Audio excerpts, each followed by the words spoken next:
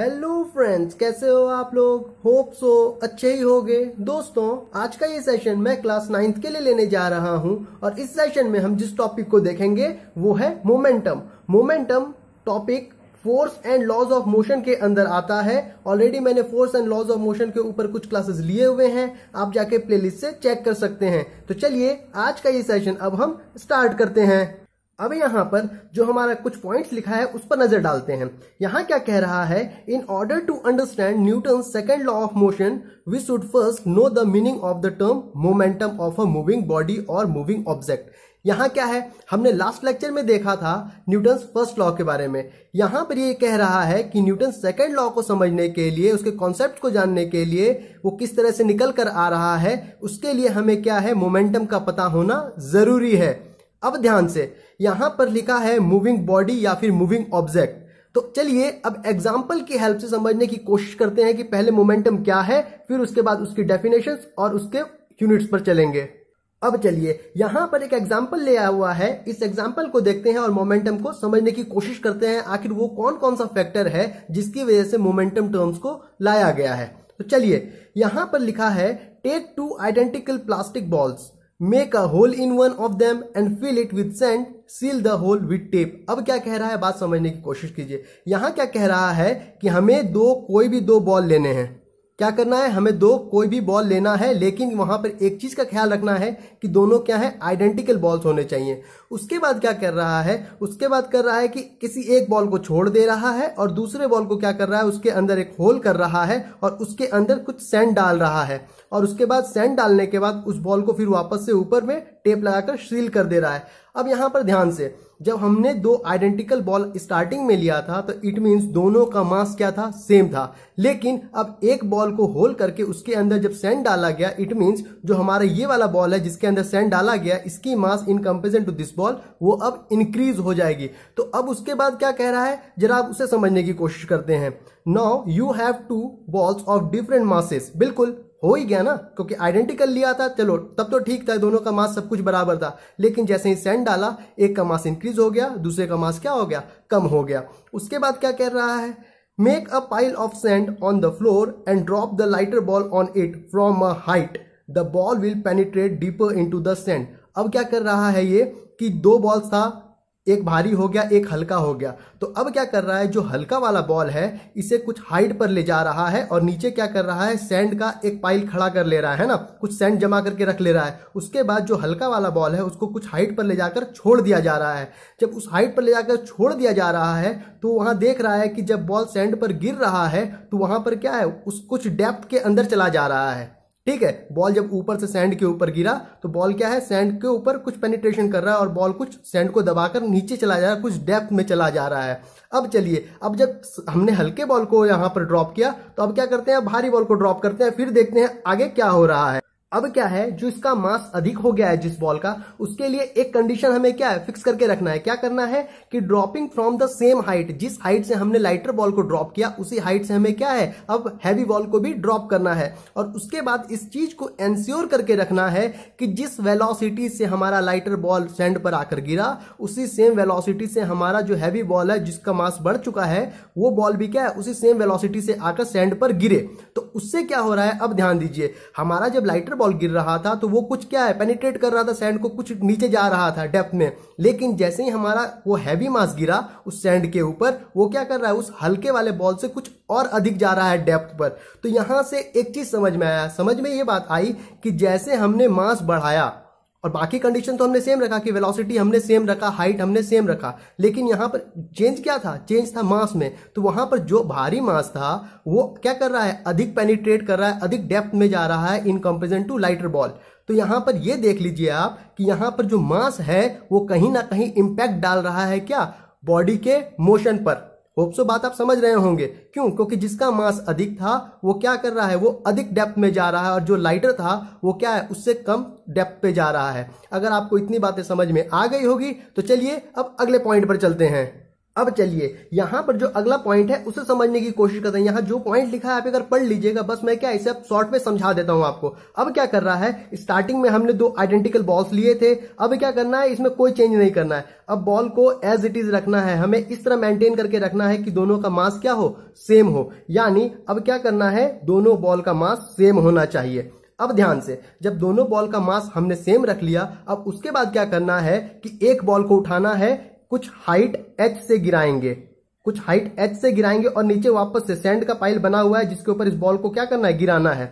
अब ध्यान दीजिए, इस हाइट h से जब हमने इस बॉल को गिराया तो हमने देखा ये बॉल क्या है, कुछ डेप्थ में गया।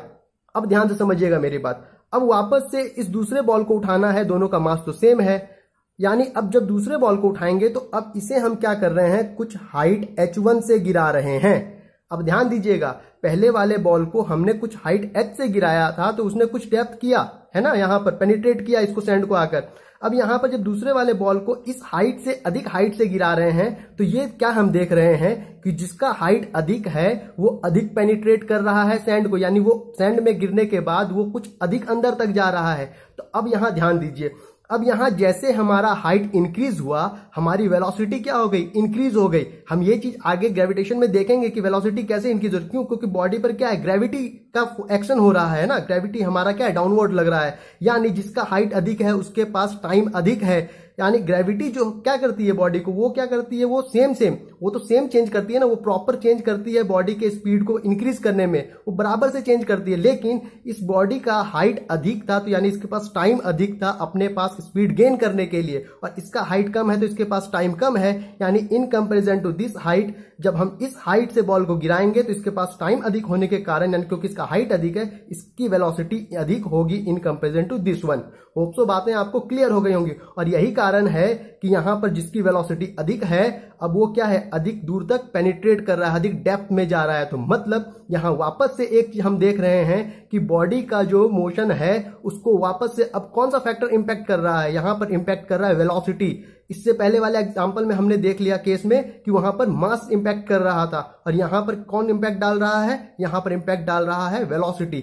यानी होप सो आपको इतनी बातें अब समझ में आ गई होंगी। चलिए अब अगले पॉइंट को देखते हैं। अब चलिए यहां पर जो अगला पॉइंट है उस पर नजर डालते हैं। क्या लिखा है, if you drop the lighter ball from a greater height and the heavier ball from a lower height, it may happen that the depth of penetration become the same। अब ये कह रहा है कि अब क्या है, हमने पहले वाले केस में देखा था कि एक बॉल को हमने मास बढ़ा दिया था सैंड डालकर और एक बॉल का उतना ही रखा था। यानी जब वहां पे मास डिफरेंट हो गया, जो हल्का वाला बॉल है, लाइटर बॉल है, अगर हम उसे कुछ अधिक हाइट से गिराएं, और जो भारी वाला बॉल है अगर हम उसे कुछ कम डेप्थ से गिराएं, तो वहां यह देखा जा रहा है कि वहां पर यह भी हो सकता है कि वहां पर जो डेप्थ का पेनिट्रेशन हो रहा है सैंड के ऊपर वो बराबर हो जाए। अब ध्यान से, लाइटर वाले केस में मास कम था और जब उसकी हाइट अधिक हो जाएगी तो वेलोसिटी बढ़ जाएगी। इट मींस इस केस का जो मास था वो कम है, लेकिन इस केस का जो वेलोसिटी है वो अधिक है। वहीं पर दूसरे वाले केस में जिसका मास अधिक है वो कम हाइट से गिराया जा रहा है। इट मींस वहां मास अधिक है और वेलोसिटी में क्या है, चेंज है, यानी वेलोसिटी कम होगी in comparison to first one, lighter one. It means ऐसा तभी हो सकता है, अब ध्यान दीजिए, जब किसी की मास क्या हो, कम हो और उसकी वेलोसिटी बढ़ जाए, यानी किसी की मास कम और किसी की वेलोसिटी बढ़ जाए, तो ये वैल्यू क्या है, वो बराबर हो जा रहा है जब किसी का मास बढ़ जाए और किसी का वेलोसिटी क्या हो, घट जाए। ऐसा तब हो रहा है जब ये दोनों आपस में चेंज हो रहे हैं। और यही सब देखते हुए एक टर्म को इंट्रोड्यूस किया गया, वो था मोमेंटम। क्योंकि यहां ये देखा जा रहा है कि कहीं ना कहीं जो बॉडी का मोशन है उस पर इंपैक्ट पड़ रहा है मास की वजह से और वेलोसिटी की वजह से। तो इतनी मास और वेलोसिटी को लेकर यहां पर एक टर्म इंट्रोड्यूस कर दिया गया, मोमेंटम। तो अब चलिए देखते हैं कि वो मोमेंटम क्या है और उसके डेफिनेशन को अच्छे से समझने की कोशिश करते हैं। अब चलिए यहां पर लिखा है मोमेंटम का डेफिनेशन, अब इसे देखते हैं। It is the product of the mass and velocity of an object. अभी हमने एग्जांपल से देखा था कि मोमेंटम को इंट्रोड्यूस किया गया किन दो क्वांटिटी के ऊपर, वहां पर बॉडी पर इंपैक्ट पड़ रहा था मास और वेलोसिटी को लेकर। तो यानी मास और वेलोसिटी के रिलेशन को लेकर यहां पर एक टर्म इंट्रोड्यूस कर दिया क्या, मोमेंटम, और उसे कहा गया क्या, product of mass and velocity के बराबर है। होप सो इतनी बातें आपको क्लियर हो गई होंगी। अब चलिए यहां पर अगला पॉइंट क्या कह रहा है, it is a vector quantity possessing a magnitude and a direction. अब ध्यान से समझने की कोशिश करें। सपोज मान लीजिए यहां पर एक बॉडी है और इसका कुछ मास है m, और दुनिया में तो कोई भी ले लीजिए बॉडी है, उसके पास तो अपना मास होगा ही, है ना। चलिए अब ध्यान से, यहां पर एक बॉडी है, इसका कुछ मास m है। अगर ये यहां पर खड़ा है तो खड़ा ही है, लेकिन अगर इसके ऊपर कुछ फोर्स लगेगा तो ये बॉडी क्या करेगा, ये बॉडी मूव करना शुरू करेगा। यानी जैसे ही इस बॉडी पे फोर्स लगा, इसका क्या है, चेंज हुआ पोजीशन का। यानी जैसे ही पोजीशन चेंज हुआ टाइम के रेस्पेक्ट में, तो हमें पता है velocity equals to displacement upon time. यानी जैसे जैसे टाइम चेंज हो रहा है, फोर्स लगने पर क्या है, अगर ये बॉडी चेंज कर रहा है अपनी पोजीशन, तो इट मींस वहां पर वेलोसिटी पिक्चर में आ जाएगा और ये बॉडी उसी डायरेक्शन में मूव करेगा जिस डायरेक्शन में भैया फोर्स अप्लाइड है।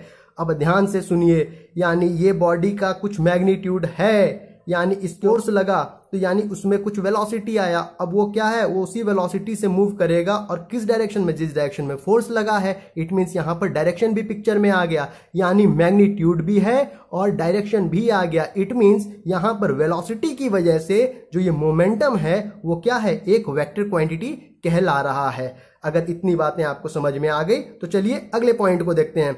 अगला पॉइंट क्या कह रहा है, if m is an object mass and v is its velocity. यानी अगर कोई ऑब्जेक्ट है, उसका मास m है और उसकी वेलोसिटी v है, तो यहां पर जो हमारा ऑब्जेक्ट का मोमेंटम होगा वो होगा m इंटू v के बराबर। अभी हमने डेफिनेशन भी देखा था। और दूसरी बात, यहां पर मोमेंटम को हम रिप्रेजेंट करते हैं p से, यानी यहां पर जो मोमेंटम का फॉर्मूला निकल कर आ गया वो हो गया p equals to m into v। अगर इतनी बातें क्लियर, तो अब आगे चलते हैं।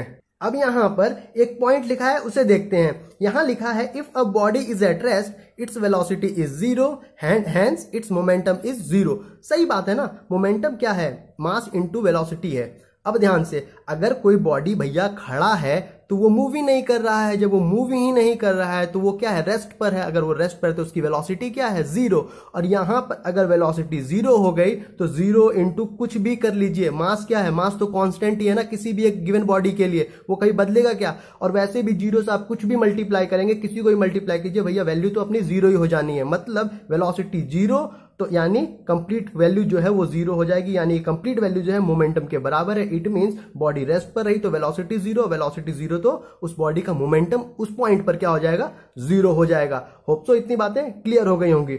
अब यहां से एक और बात मैं आपको समझाना चाहता हूं। यहां पर मोमेंटम जो है मास इंटू वेलोसिटी का क्या है, प्रोडक्ट है। तो अब जरा ध्यान से समझ ले मेरी बात, जब भी दो क्वांटिटी आपस में मल्टीप्लाइड होती हैं, ध्यान से, अगर दो क्वांटिटी आपस में मल्टीप्लाई हैं तो वहां पर ये दोनों क्वांटिटी आपस में क्या होती हैं, ये दोनों क्वांटिटी आपस में होती हैं इनवर्सली प्रोपोर्शनल। इट मींस जिस बॉडी का मास अधिक होगा उसकी वेलोसिटी स्लो होगी, और जिसका वेलोसिटी अधिक होगा इट मींस उसकी मास क्या होगी, कम होगी।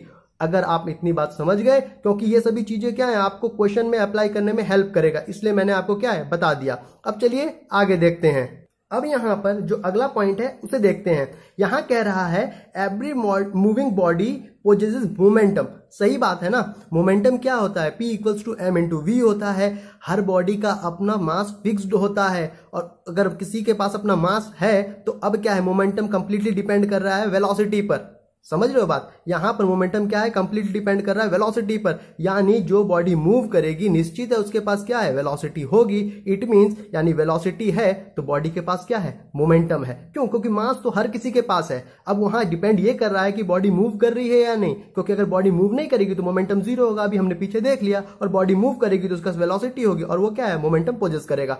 बात क्लियर हो गई होगी आपको। अब यहां पर जो अगला पॉइंट है उसे देख लेते हैं। यहां कह रहा है a body will have a large momentum, यानी किसी भी बॉडी का मोमेंटम हम कैसे इंक्रीज कर सकते हैं उस बात को समझिए। यानी यहां momentum equals to mass into velocity है, यानी दो चीज का ये प्रोडक्ट है। यानी ये जो है डिपेंड कर रहा है मास और वेलोसिटी दोनों पर। तो यानी या तो हम वेलोसिटी इंक्रीज कर दें तो मोमेंटम बढ़ जाएगा, या फिर हम किसी बॉडी का मास इंक्रीज कर दें तो यहां पर मोमेंटम बढ़ जाएगा, या फिर अगर हम दोनों को बढ़ा दें मास और वेलोसिटी को, तब भी मोमेंटम अपना क्या है, इंक्रीज हो जाएगा। वही चीज यहां लिखी है कि अगर किसी बॉडी का मास लार्ज है यानी अधिक है तो उसका मोमेंटम अधिक होगा। अगर किसी बॉडी का स्पीड या वेलोसिटी, कुछ बोल लीजिए, स्पीड क्या है, मैग्नीट्यूड की बात है ना, मैग्नीट्यूड ही तो बड़ा होगा, डायरेक्शन तो बाद में आएगा उस हिसाब से। यानी यहां पर अगर स्पीड यानी मैग्नीट्यूड वेलोसिटी की अगर बड़ी होगी तो इट मींस मोमेंटम क्या होगा, अपना अधिक होगा। या फिर दोनों मास वेलोसिटी या स्पीड कह लीजिए कुछ भी, अगर दोनों ही अधिक होंगे उस केस में भी मोमेंटम अपना क्या है, इंक्रीज हो जाएगा। चलिए कुछ एग्जांपल्स देख लेते हैं और इसे समझने की कोशिश करें। यहां पर कुछ एग्जांपल्स हैं, उन्हें समझने की कोशिश करते हैं। यहां क्या लिखा है, a cricket ball is not very heavy but when it is throw with a high speed और high velocity acquires a very large momentum and sometimes hurts the batsman. बिल्कुल, जो क्रिकेट बॉल होता है, हम जिससे खेलते हैं या फिर क्रिकेटर्स जिससे खेलते हैं, उसे आप हाथ में इजीली उठा पाते हैं ना, तो उसे लगता नहीं है कि मतलब क्या है, ये बहुत मतलब हैवी है, कुछ भी है ऐसा है। लेकिन क्या है, अभी हमने देखा था मोमेंटम कैसे हम इंक्रीज कर सकते हैं। तो मोमेंटम इंक्रीज हम क्या है, एक वेलोसिटी को बढ़ाकर भी कर सकते हैं। इट मींस जब बॉलर क्या है, बॉलिंग करता है या फिर कोई फील्डर फील्डिंग करता है, जब वो बॉल थ्रो करता है तो वो क्या करता है, बहुत कस के बॉल थ्रो करता है, यानी उस हल्के बॉल को भी क्या है, वो अधिक वेलोसिटी से फेंक देता है। यानी जैसे वो अधिक वेलोसिटी से फेंक दिया, यानी वेलोसिटी तो भैया बढ़ गई, और उस बॉल की जो मास है वो तो कांस्टेंट ही रहेगी ना, थोड़ी उसकी मास चेंज कर जाएगी। इट मींस यानी वहां पर वेलोसिटी बढ़ गई, मास उतनी थी रह गई। यानी क्या है, मोमेंटम होता है मास इनटू वेलोसिटी का प्रोडक्ट, यानी वेलोसिटी के बढ़ने से मोमेंटम बढ़ गया, और मोमेंटम के बढ़ जाने से क्या होता है, बैट्समैन कभी कभी उसको चोट लगती है तो वो क्या है, हर्ट हो जाता है। होप सो बातें क्लियर हो गई होंगी। यहां पर दूसरा एग्जांपल क्या कह रहा है, अ car or bus may not be running at a high speed और high velocity but because of its high mass it has a very high momentum which may hurt the person coming in its way. बिल्कुल, आप देखिए ना, car है और बस है, अगर वो धीरे धीरे भी चल रही है तो कोई दिक्कत नहीं है, लेकिन इसका मास क्या है, काफी अधिक है, और अगर आकर कोई आदमी से ये टकरा जाए तो आदमी क्या है, काफी चोटिल हो जाता है, और कभी कभी क्या है, डेथ भी हो सकती है ना।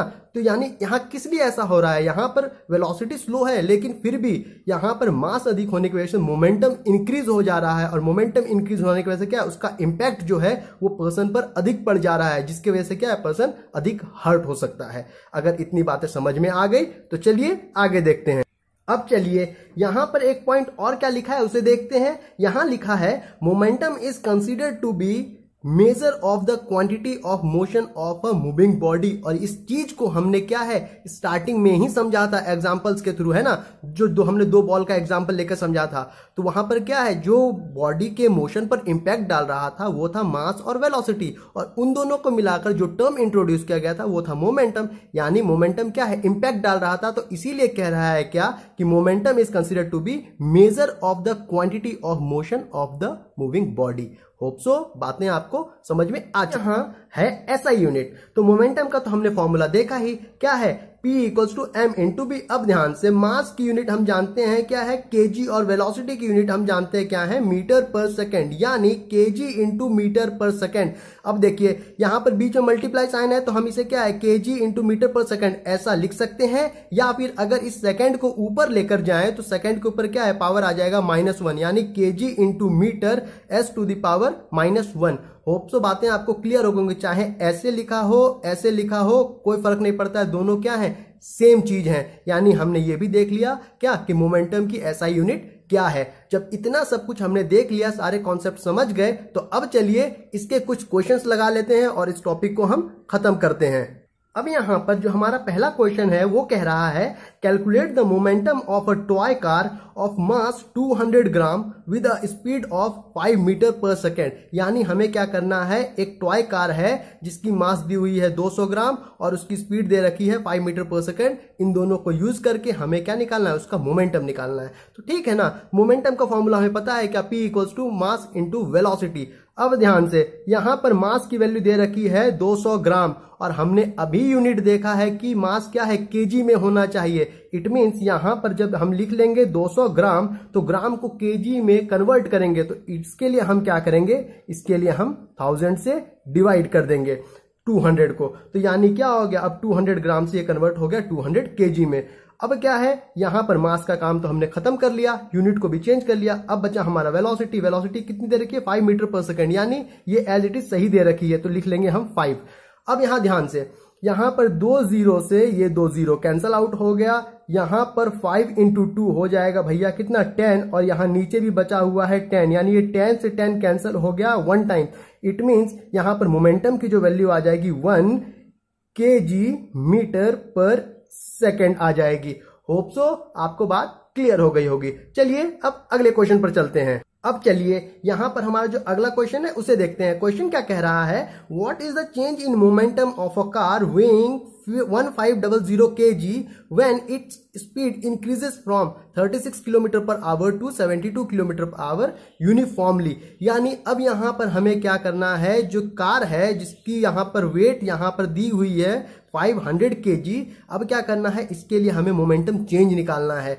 यानी यहां पर जब हमें मोमेंटम चेंज निकालना है तो इसी कार के लिए निकालना है। यानी भैया कार सेम ही है तो उसकी मास कभी बदलेगी क्या, नहीं बदलेगी। तो यहां पर फिर चेंज क्या करेगा, चेंज करेगा उसका वेलोसिटी। और यहां पर देखिए वेलोसिटी चेंज कर रहा है, तो यानी इनिशियल वेलोसिटी कितनी दे रखा है 36 किलोमीटर पर आवर और फाइनल वेलोसिटी दे रखा है 72 किलोमीटर पर आवर। अब ध्यान से, यहां पर किलोमीटर पर आवर है लेकिन हमने यूनिट देखा है मीटर पर सेकेंड में, तो यानी यहां किलोमीटर पर आवर को कन्वर्ट करेंगे मीटर पर सेकेंड में, और हमारा जो मल्टीप्लिकेशन फैक्टर है किलोमीटर पर आवर को मीटर पर सेकेंड में कन्वर्ट करने के लिए वो है क्या, 5/18। अब ध्यान से, जैसे ही 36 को हमने 5/18 से मल्टीप्लाई किया, कन्वर्ट होकर क्या आ गया, 18 से 2 टाइम्स कट गया, आ गया 10 मीटर पर सेकेंड। चलिए वहीं पर सेकेंड वेलोसिटी जो फाइनल वेलोसिटी है तो अपनी इनिशियल वेलोसिटी थी, अब फाइनल वेलोसिटी जो वो है 72 किलोमीटर पर आवर। वापस से 5/18 से इसको मल्टीप्लाई करेंगे, मीटर पर सेकेंड में कन्वर्ट हो जाएगा, और 18 से ये चला जाएगा कुछ 4 टाइम्स, यानी 4 टाइम्स जाएगा तो 4 इंटू 5 हो जाएगा 20 मीटर पर सेकेंड। यानी हमें चाहिए था मोमेंटम का चेंज, यानी यहां पर मोमेंटम का चेंज निकालने के लिए आगे मैंने डेल्टा का साइन लगाया। डेल्टा का साइन रिप्रेजेंट करता है चेंज को, ये चीज आपको पहले भी बता रखा है मैंने मोशन के वक्त। यानी डेल्टा किसको रिप्रेजेंट कर रहा है, चेंज को, यानी चेंज इन मोमेंटम को ये यहां पर दिखा रहा है। यानी मोमेंटम का फॉर्मूला होता है मास इनटू वेलोसिटी। मास तो वही रह गया, अब यहां पर वेलोसिटी भी चेंज कर जाएगा। जैसे ही वेलोसिटी चेंज करेगा तो हमें पता है चेंज ऑफ वेलोसिटी क्या होता है, final velocity minus initial velocity. तो हमने कर लिया, final velocity minus initial velocity means v2 minus v1। यानी हमें v2 की वैल्यू भी पता है, v1 की वैल्यू भी पता है, हमें यहां पर मास भी दे रखा है कितना, 1500 kg। होप सो आपको सारी बातें क्लियर हो गई होंगी। अब करना कुछ भी नहीं है, अब खाली डायरेक्टली वैल्यू को यहां सब्स्टिट्यूट करना है और हमें आंसर कैलकुलेट कर लेना है। तो चलिए कैलकुलेट कर लेते हैं। अब चलिए, जैसे ही हमने यहाँ पे वैल्यू सब्स्टिट्यूट किया, देखिए मास की जगह हमने पुट कर लिया क्या 1500 kg, और हमने यहाँ पर अभी क्या है दोनों वेलोसिटीज निकाल रखी है v1 और v2 की, यहाँ पर वैल्यू हमने सब्स्टिट्यूट कर लिया।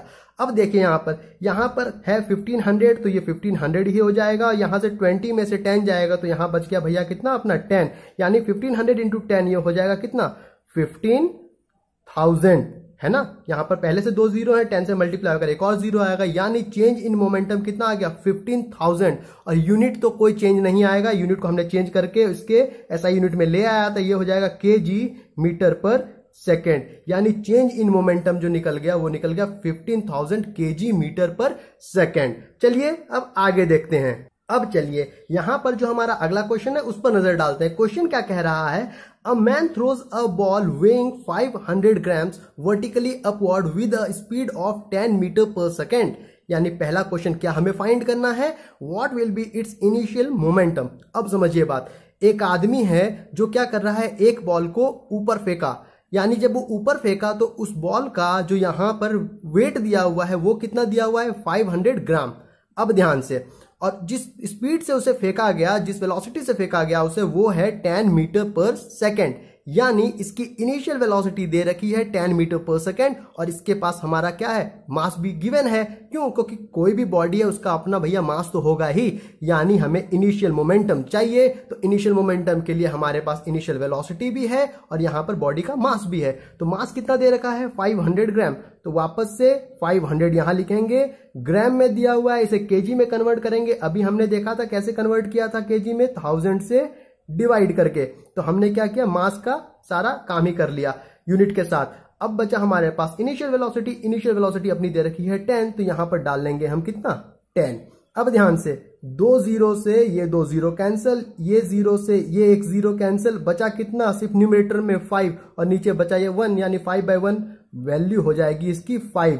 यानी मोमेंटम है तो मैग्नीट्यूड तो आ गया इतना, और इसकी यूनिट कितनी हो जाएगी, यूनिट हो जाएगी kg metre per second. It means जो यहां पर इनिशियल मोमेंटम आ गया वो निकल कर आ गया 5 kg metre per second. Hope so इतनी बातें आपको क्लियर हो गई होंगी। अब चलिए यहां पर जो हमारा सेकंड पार्ट है उसे देखते हैं। इस क्वेश्चन का क्या कह रहा है यहां पर, what would be it's momentum at the highest point of its flight. यानी जब वो आदमी उस बॉल को ऊपर फेंक रहा है तो उसके पास initial velocity 10 metre per second थी। चलिए ठीक बात है, लेकिन बोल रहा है कि हमें जब क्या है, हमें मोमेंटम निकालना है उस बॉल का हाईएस्ट पॉइंट पर। तो एक बात आप समझने की कोशिश कीजिए, जब कोई आदमी बॉल फेंका ऊपर तो ये बॉल ऊपर जाएगा और ऊपर जाने के बाद फिर ये नीचे आएगा। इसी बीच में एक प्रोसेस हो जाता है जिसका हमें क्या है पता ही नहीं लगता है। वो प्रोसेस क्या होता है कि ये बॉल ऊपर तो जाता है ठीक, लेकिन ये कुछ पल के लिए जाकर ऊपर रुकता है और रुकने के बाद फिर वो नीचे गिरता है। ये प्रोसेस इतना तेज होता है कि हमें समझ में ही नहीं आता है कि बॉल ऊपर रुका भी या नहीं। होप सो बातें क्लियर हो गई होंगी। ये बॉल क्यों रुक जा रहा है आप ही सोचिए ना। क्या है, हम जब बॉल ऊपर फेंक रहे हैं और ग्रेविटी नीचे लग रहा है तो यानी बॉल क्या है, अगेंस्ट ग्रेविटी जा रहा है। एक समय ऐसा आएगा कि उस ग्रेविटी को ये बॉल क्या है ओवरकम नहीं कर पाएगा अपने गिवन स्पीड से। तो यानी उस वक्त क्या होगा, ग्रेविटी इस पर हैवी हो जाएगी और ये बॉल एक पॉइंट पर जाकर रुक जाएगा और उसके बाद रुकने के बाद ये फिर नीचे गिरेगा। तो हमें वही पूछ रहा है कि ये बॉल जिस हाईएस्ट पॉइंट पर गया जहां पर ये रुका, रुकने के बाद जब वो नीचे गिरेगा तो उसी रुके हुए पॉइंट पर इसका मोमेंटम क्या होगा उस गिवन बॉल का। तो अब ध्यान दीजिए, इनिशियल वेलोसिटी से भैया हमने फेंका था, हाईएस्ट पॉइंट पर जाने के बाद तो ये रुक ही गया, रुकने के बाद फिर ये नीचे गिरेगा। यानी जैसे ही ये रुक गया यानी उस पॉइंट पर तो ये रेस्ट पर आ गया। जैसे ही ये रेस्ट पर आ गया तो उसकी फाइनल वेलोसिटी क्या हो जाएगी, इसकी फाइनल वेलोसिटी हो जाएगी 0, क्योंकि ऊपर जाकर ये रुक गया है। अब ध्यान से, हमें चाहिए इसी पॉइंट पर मोमेंटम और यहां पर बॉडी रुका है तो इसकी वेलोसिटी 0 यानी रेस्ट पर, और रेस्ट पर होने से मोमेंटम क्या हो जाता है, रेस्ट पर होने से मोमेंटम हो जाता है किसी भी बॉडी का 0 के बराबर। ये चीज हमने, ये केस हमने स्टार्टिंग में ही पढ़ लिया था। तो यानी इस क्वेश्चन का जो आंसर हो जाएगा 0 हो जाएगा। होप सो आपको इतनी बातें क्लियर हो गई होंगी। अगर मेरा ये सेशन आपको अच्छा लगा तो मेरे चैनल को सब्सक्राइब करें, वीडियो को शेयर करें, फ्रेंड्स को बताएं कि यहाँ अच्छे से पढ़ाई हो रही है। तब तक के लिए thank you, have a nice day.